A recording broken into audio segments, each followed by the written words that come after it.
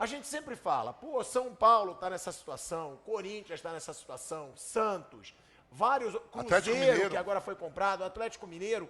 E a gente sempre fala, a única salvação é se tornar SAF. Mas com você no Flamengo, o Flamengo não se tornou SAF, o Flamengo tinha muita dívida e você conseguiu equilibrar o caixa do Flamengo. Qual é a receita? Tem como esses times se salvarem? E o que você fez no Flamengo? Qual foi o grande divisor de águas para você tornar o Flamengo, que era uma bagunça, um clube organizado financeiramente? Olha, o que a gente teve que fazer no Flamengo foi resgatar a credibilidade do clube. O Flamengo tinha 40 milhões de torcedores, como tem hoje mais do que isso. Boa parte desses torcedores crianças, jovens, pessoas humildes, que muitas vezes têm no futebol o seu principal ponto de contato com a realidade, e o Flamengo não dava um bom exemplo para eles. Então a gente entendeu que nós tínhamos um passivo financeiro enorme, tanto que a gente tinha que fingir que pagava, na época, mas nós tínhamos um passivo ético e moral que era maior do que o financeiro. E aí o que nós colocamos é que nós íamos ter que fazer o sacrifício que fosse necessário para resgatar esse passivo, resgatar a credibilidade, a dignidade do clube, resgatar o orgulho de ser rubro-negro, não só pelo que se faz dentro do campo, mas também pelos exemplos que você dá fora de campo. E aí você fazendo isso, e tendo 40 milhões de torcedores, que 40 milhões de torcedores são 40 milhões de consumidores de qualquer produto que se associe à marca Flamengo. Então você, com uma torcida do tamanho da do Flamengo, você consegue mais dinheiro nos contratos de transmissão de televisão, você consegue melhores patrocínios na camisa, licenciamento, bilheteria. É só questão de você trabalhar com competência, com capacidade gerencial, com transparência e com vergonha na cara. Tudo bem, mas qual foi a sua principal medida? Tipo assim, enxugar o elenco? Qual foi a sua principal atitude ali? Foi tirar os jogadores mais caros? Foi diminuir salário? Foi parar de contratar quem não podia contratar? Porque a gente fala hoje, a gente fala do Corinthians, a gente fala do São Paulo, e sempre quando a gente pergunta, dizem, não tem salvação. A única salvação é SAF. E eu sempre digo, por que Flamengo e Palmeiras então se organizaram? Não. Sem se tornar SAF. Eu queria saber, objetivamente, o que você fez que a gente comenta pouco, mas que você falou, aqui a gente vai equilibrar o caixa do Flamengo. Não, tem salvação. Num primeiro momento, quando você vê aquela encrenca toda armada, você tem que tomar medidas drásticas, urgentes e muitas vezes antipáticas. Eu lembro quando eu cheguei no Flamengo, o nosso principal jogador do elenco era o Wagner Love, que está inclusive agora, já tá fazendo sucesso aí, tá já em final de carreira, mas tá fazendo gol todo jogo. E o Wagner Love era o nosso principal jogador, era o jogador que custava mais caro. Ele custava para nós já naquela época, em 2013, entre luvas, e salários, mais de R$1 milhão por mês. E nós ainda estávamos devendo 6 milhões de euros para o CSKA.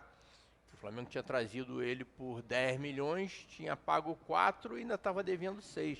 E nós não tínhamos como sustentar aquela situação, apesar de Wagner Love era meu ídolo, o ídolo dos meus filhos, Então, com 2, 3 semanas da nossa administração, nós chegamos a um acordo lá com o Wagner Love, com o empresário dele, com os russos, Ele foi muito compreensivo e, infelizmente, nós vamos ter que abrir mão do nosso principal jogador, E assim, tivemos que abrir mão dos principais atletas do esporte olímpico do Flamengo, tivemos que interditar a piscina olímpica do Flamengo, que estava rachada e consumindo uma conta de água enorme. A gente brincava dizendo que o nosso segundo jogador mais caro era a conta de água da SEDAI.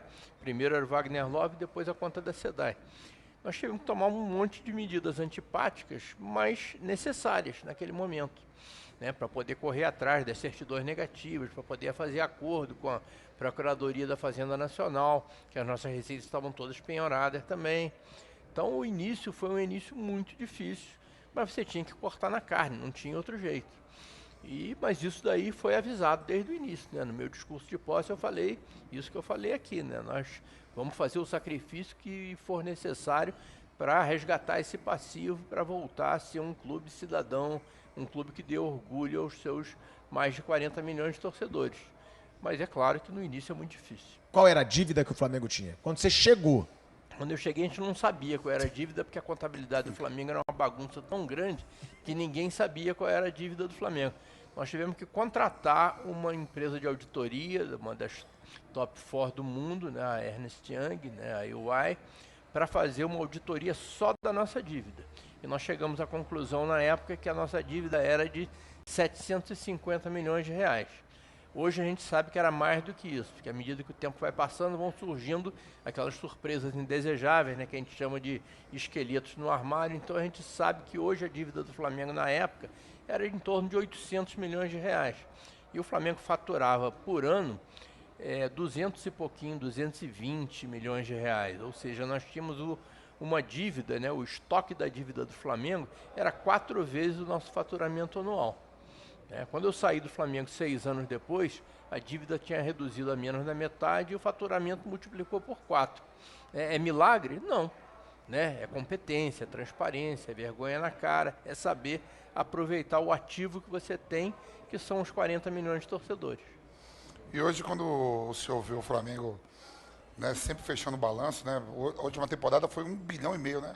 1,5 bilhão o faturamento. O faturamento do Flamengo. Isso dá um orgulho, não, presidente? A tendência é aumentar. Não só isso, só 1,5 bilhão, mas os títulos vindo, porque quando o senhor multiplica por 3 aí o faturamento... Ele multiplicou por 4. Por 4. Sinônimo que tem jogadores melhores para vir, vai vir títulos, tem dinheiro para contratar, que nem está contratando agora. Quando você começa a fazer o dever de casa, né, e aí vai reduzindo a despesa e cortando supérfluo e vai aproveitando as suas potencialidades, aí você começa a fazer um contrato melhor com a televisão, você se conseguir, na época nós lutamos para conseguir as certidões negativas, para poder assinar aquele contrato de patrocínio com a Caixa Econômica, né, e a Caixa Econômica, como uma empresa estatal, ela só pode assinar contrato de patrocínio com quem tem certidão negativa. Então o Flamengo conseguiu a certidão negativa e aí assinamos o contrato de patrocínio com a Caixa. E aí começamos e fechamos também contrato de patrocínio com os outros espaços da camisa. Começamos a trabalhar sério a questão do licenciamento de produtos. Antigamente você via vários produtos sendo vendidos na rua, no comércio, usando a marca Flamengo, e o Flamengo não recebia nenhum tostão daquilo. Então começamos a trabalhar isso, né, com seriedade. Implantamos o programa sócio-torcedor, que não tinha no Flamengo, e quando a gente saiu já era a nossa segunda maior receita. Né, só perdia mesmo para o contrato da Globo, mas era maior do que o contrato da Caixa, né, maior do que todos os outros contratos de patrocínio, maior do que o contrato da Adidas, né, de fornecimento de material esportivo. Então, quer dizer, levamos, né, muito tempo para fazer esse ajuste. Agora, contamos muito também com a parceria da torcida do Flamengo. Eu agradeço muito a torcida do Flamengo, né? Quer dizer, eu agradeço a todo mundo que trabalhou comigo, que ninguém faz nada sozinho, né? Então, os meus vice-presidentes, os meus diretores, né, o corpo funcional do Flamengo, pessoas altamente competentes. Mas se não fosse a compreensão da torcida, a gente não tinha ido a lugar nenhum. Porque a partir daquele meu discurso de posse, a torcida comprou a nossa briga. Quando o Wagner Love foi embora, que eu achei que ia ser um Deus nos acuda, que as pessoas iam me bater na rua, ao contrário. Né, eu só recebi apoio. E a torcida se dispôs a fazer sacrifício, 4, 5 anos de sacrifício, para poder, né, chegar tudo hoje, né, no outro patamar que o Bruno Henrique tanto fala. Ó, já vou pedindo para você deixar o like, hein? Todo mundo que está com a gente ao vivo, deixa o like, deixa o comentário, compartilha. Eduardo Bandeira de Mello com a gente. Agora, uma pergunta que eu quero te fazer. Você falou aí da receita da televisão. Deu muita polêmica recentemente uma declaração da Leila, questionando o Flamengo, dizendo, se o Flamengo se acha o maior, vai jogar na Europa. E ela ainda debochou. Ela falou, o Real Madrid pode estar esperando o Flamengo. E a gente sabe que viralizou de um jeito absurdo, porque os rivais aproveitaram e botaram essa pilha. Exatamente isso, Leila. Agora, o que falar, você que já foi dirigente do Flamengo, o Flamengo tem razão nessa situação? Ó, quero ganhar mais sim de TV, porque minha torcida é a maior do Brasil, eu tenho 45 milhões e eu tenho a maior audiência, porque isso é uma briga que vai ter muito para essa Libra, que é essa nova liga dos clubes. Mas não foi só isso, não. O veto de decisão do Flamengo. Todos têm veto de decisão. Os clubes reconhecem que o Flamengo tem que ganhar mais, Flamengo e Corinthians, mas eu tô falando assim. Mas o Flamengo qualquer não é só coisa o Flamengo. para decidir é o Flamengo que. Não, qualquer teve clube isso. tem um veto de decisão. É porque o Flamengo não quer aceitar. Todos precisam concordar, não é só o Flamengo que tem o veto. Só que o Flamengo não concordou. Se o Flamengo não concorda, não pode. E eu não sei se o Corinthians também não topou, porque eu acho que também tinha uma situação. Ficou neutro nisso aí. Ficou neutro. O que você tem a dizer? Quem tem razão? A Leila tem a razão em ter ironizado? O Flamengo tem razão em estar defendendo a situação dele e pronto? Porque gerou muita polêmica. Veja bem, eu tô desde 2018 fora da administração do Flamengo, né? Hoje eu sou um torcedor de arquibancada, acompanho o noticiário de vocês e tal, e aí fiquei sabendo disso, né? E aparentemente o que houve é que tinha uma cláusula que para você fazer qualquer alteração era necessária unanimidade. É isso que eu te expliquei. Então, todos precisam concordar. A unanimidade, né? Se um não dá a unanimidade, né? Não se resolve. Mas se existia essa cláusula de unanimidade antes, é sinal que todos concordaram com a unanimidade, com a necessidade de unanimidade, né? Então eu não sei exatamente o que aconteceu, né? Sim, mas na sua época o Flamengo já ganhava mais. Mas é natural. É isso que eu tô perguntando. Quem tem a razão? Não, é natural que o Flamengo ganhe mais, né? Que o Corinthians ganhe mais. Né? São dois clubes que têm uma torcida muito grande, isso é mais público para televisão, é mais gente comprando, né? Camisa já é outra coisa, né? Porque aí você não precisa dividir com ninguém, né? Mas é natural que o Flamengo ganhe mais. O que está sendo discutido agora, aparentemente, também só sei disso como consumidor de notícias, né? O que está sendo discutido vamos dizer, qual o tamanho dessa diferença. O Flamengo, a partir do momento que você se organiza sob a forma de liga, e a liga é a que vai fazer a negociação, seria justo que o Flamengo ganhasse 20 vezes mais do que o segundo, não, mas do que o 10º, do que o 20º na relação. Aí as pessoas acham que não, que essa diferença tem que ser menor, e é isso que está sendo discutido.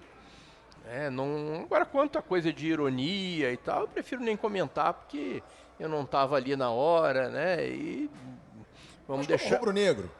Não, como rubro-negro, eu acho que assim, agora que eu estou de fora é até mais fácil falar, né?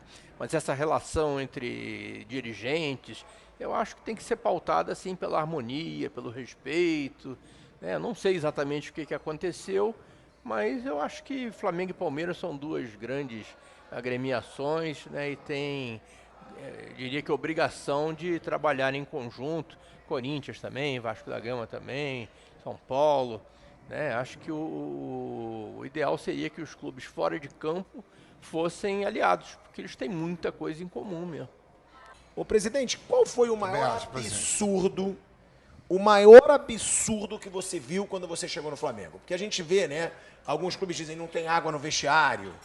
Tinha rato no vestiário. Qual foi o maior absurdo? Aquele que você chegou, você falou, cara, eu não posso aceitar ver isso aqui no Flamengo. Olha, foram tantos. Então pode fazer uma lista. Eu citei um aqui que foi, por exemplo, a piscina, né? A piscina olímpica do Flamengo, né? Vazava, esqueci o número agora, a quantidade de milhares de litros de água por dia, né? E não só isso daí. Isso é um gerava custo. Uma conta de água muito alta. Era um perigo. Segunda maior despesa, né, presidente? Você falou aqui, vai do Era. Só perdia pro Wagner Wagner Love, E como era um risco também pro sócio, né, pro atleta do Flamengo que está usando ali, aquele negócio podia rachar de uma hora para outra, né? Aí então nós tivemos que tomar uma decisão difícil e dizer, fecha a piscina olímpica. Aí a natação do Flamengo, tudo bem, tem outra piscina, né, que não era olímpica na época, né, mas não tem jeito, tem que fechar. Aí fechamos. Qual era o custo ali mensal por causa disso? Era 600 mil reais por aí, de água. Então nós tivemos que fechar a piscina e aí partimos para...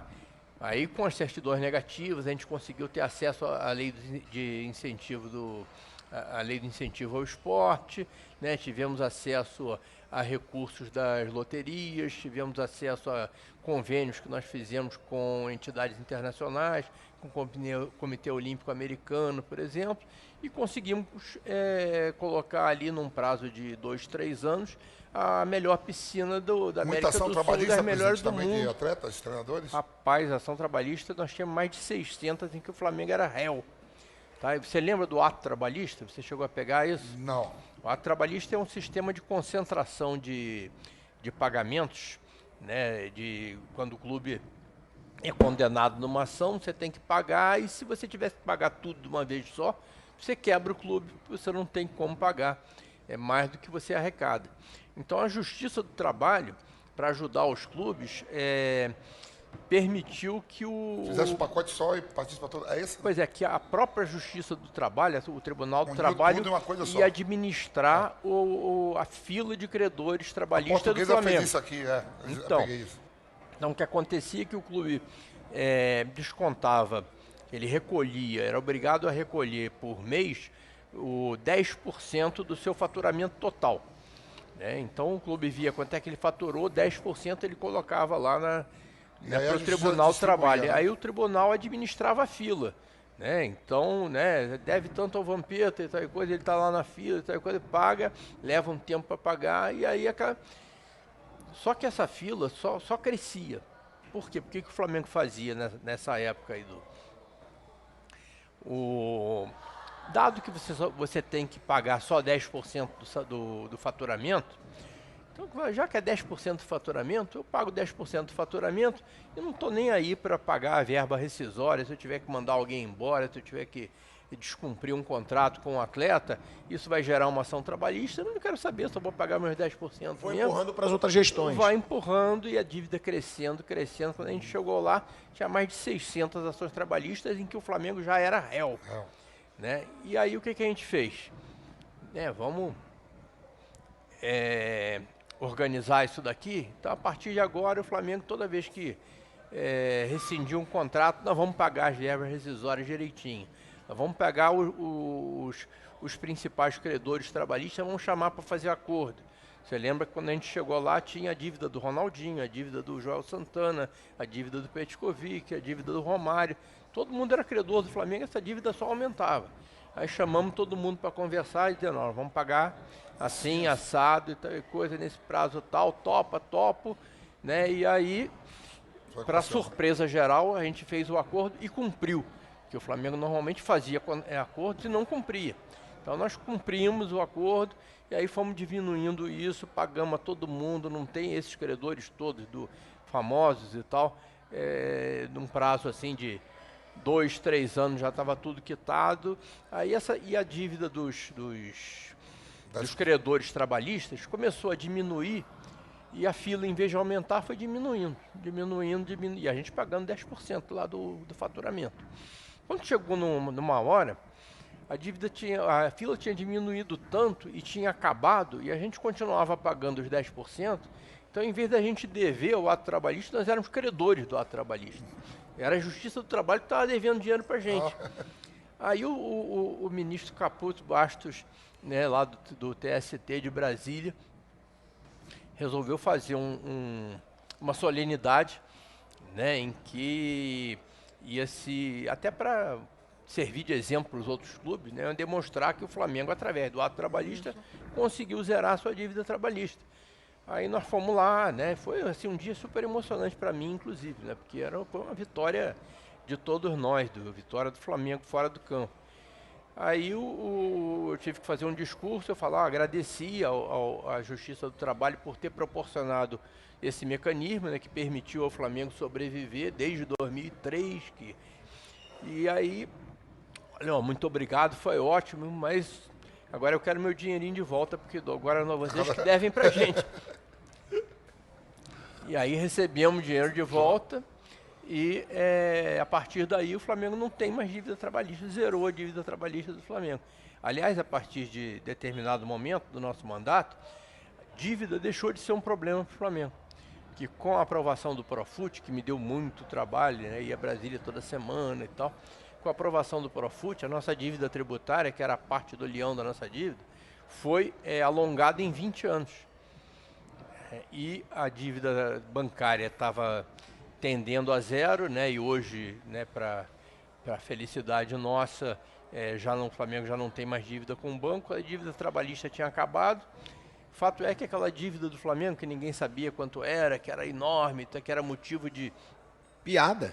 piada e de discussão. Toda vez que tinha uma eleição no Flamengo, os candidatos ficavam discutindo como é que eu vou pagar a dívida. Jogador não queria mais jogar no Flamengo. Não Porque achava que não ia receber. Então, a partir de determinado momento, você nunca mais ouviu falar, né, na dívida do Flamengo. Né? Você já teve eleição no Flamengo em 2015, 2018, 2021.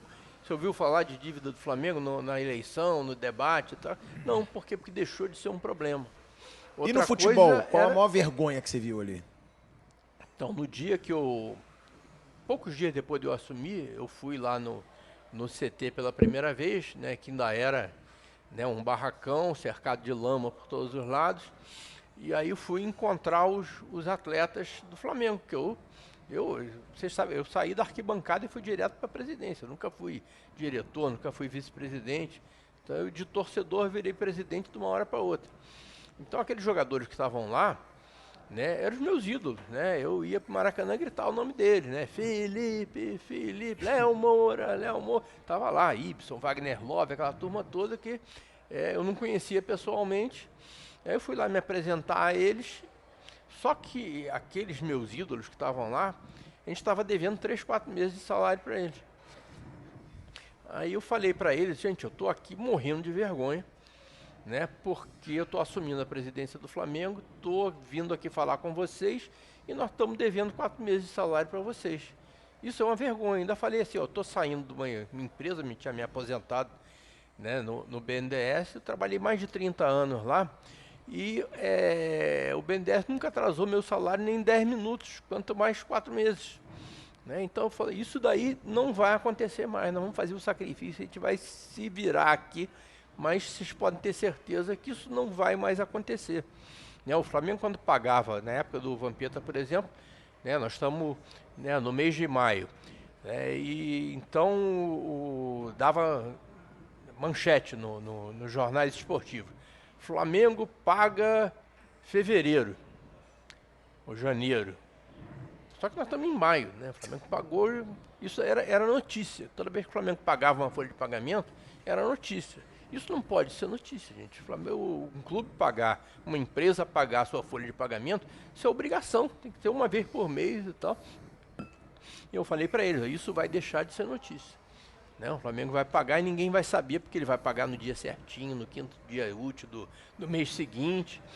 E assim aconteceu. Né? No primeiro ano do nosso mandato, a gente já estava em dia com o pagamento dos salários. Você tirou os atrasos também, você pagou tudo. Tudo, pagamos tudo. Então, agora, foi um sufoco, então, porque a gente passou o diabo para fazer isso. Essas duas perguntas, eu vou fazer a primeira e depois eu vou fazer a outra. O senhor fala, a gente vê muitas diretorias, hoje no Clube de Futebol, por exemplo, a gente pega o Palmeiras, que é um exemplo também de gestão. Já vem ali uma caminhada com o Paulo Nobre, que vem com o Galhardi, que eles já era um grupo ali. Que tem o próprio Nobre foi o cara. Assim como é o Eduardo Bandeira de Melo no Flamengo, foi o Paulo mas Nobre no todo Palmeiras. mundo já vem ali sendo diretor de futebol, alguma coisa já era do clube. O Galhardi, ele era diretor do Paulo Nobre. Né? O Corinthians não muda o rodízio, está sempre ali, André, Roberto de Andrade, do Willian, está ali. O senhor fala que o senhor veio da arquibancada. Quem foi o gênio que deu a ideia de o senhor ser candidato a presidente? Já que o senhor nunca foi diretor de futebol, né? O senhor falou que eu venho da arquibancada direto para assumir a presidência de um gigante. Como você fala. E aí, quem foi, assim, esse grupo que deu essa ideia, achou que ia ganhar a eleição, concorreu contra quem mesmo? Foi contra a Patrícia? Contra a Patrícia. E qual era o seu cargo no BNDES? Eu passei mais de 30 anos lá, então tive vários cargos. Eu entrei para o concurso público em 1977, né, e rodei todas as áreas do Ali, banco. quando você já né? saiu pro Flamengo. Eu tinha sido responsável pelo departamento de meio ambiente do banco, departamento de energia, né, apoio a municípios, né, Era cargo alto no energia. BNDES. Eu nunca fui presidente nem diretor do banco, mas tive uma carreira ali dentro que só me deu orgulho. Né, E no BNDES, como você analisa as empresas dos outros, eu passei lá 30 anos, né, analisando né, o que acontecia nas empresas dos outros. Né? E Isso quem dá uma teve essa ideia experiência muito brilhante? grande. Na realidade foi meio por acaso, né? Porque a eleição de 2012, a Patrícia era candidata à reeleição e estava se formando uma chapa, né, formada por executivos, empresários, rubro-negros, que estavam insatisfeitos com aquela situação e queriam apresentar alguma coisa nova em termos de administração.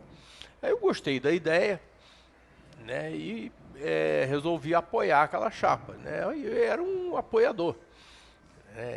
Já tinha até gravado vídeo, não, eu apoio essa chapa e tudo.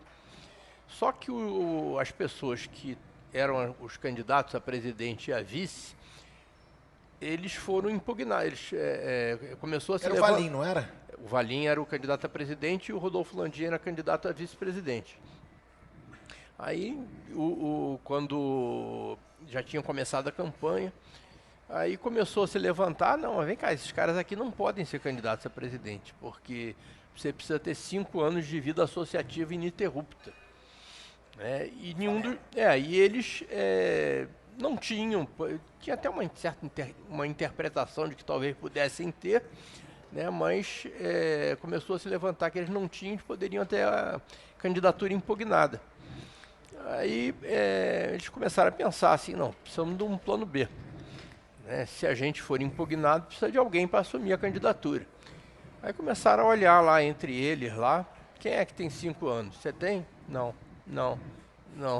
Nem sócio eu sou, entrei agora. Caiu no seu colo. Aí um colega meu do BNDES, né, que estava apoiando a chapa também, que também não tinha os 5 anos e tal, mas ele falou, eu conheço um colega meu lá do banco, que vai se aposentar daqui a pouco, não, é que ele não tem 5, não, ele tem mais de 30 anos de vida associativa ininterrupta, é Flamengo doente, é torcedor de arquibancada, vai a todos os jogos, comprou o título de sócio proprietário para todos os filhos, né, e já é executivo do BNDES e tudo. Aí vamos perguntar lá se ele topa ser o plano B. Né, o Valim, que era o candidato a presidente, inclusive, ele tinha sido do BNDES também, já tinha saído há algum tempo. Ele me conhecia de lá, mas nós nunca trabalhamos juntos. Mas quando o Rafael Strauch soprou o meu nome, eles resolveram conversar comigo. Aí foram um dia lá no banco e tal. Você toparia, no caso da gente ser impugnado, você assumir aí a presidência, a candidatura? Eu falei, topo. Né, eu ia me aposentar e tal. E o Flamengo, gente, é a minha coisa mais importante da minha vida, depois da minha família, né? Então, claro, se eu puder ajudar, claro que eu topo. Eu iria ajudar de outra maneira também, se precisassem. E aí, efetivamente, aconteceu, né? Aí teve uma reunião lá do Conselho de Administração para avaliar, né, se eles tinham ou não tinham, e de uma hora para outra a minha vida virou pelo avesso, porque eu saí da arquibancada para ser candidato a presidente do Flamengo. Aí fizemos o resto da campanha. Foi difícil ganhar da Patrícia? Não, quer dizer, não foi muito difícil, porque tinha uma mobilização muito grande dos rubro-negros, da torcida, né, para tentar mudar Era aquele aquilo ali. grupo de executivos, né? A gente precisa Pois tornar é. o Flamengo uma cara mais de empresa. Tinha Isso, muito tinha um apelo muito bom, muito bem feito, né? E aí ganhamos a eleição, né? E de uma hora para outra, né, eu me vi da arquibancada sentado na cadeira de presidente do Flamengo. Né? E dado que eu tô lá, Então, né, vamos fazer o melhor que a gente pode, Então, né? presidente,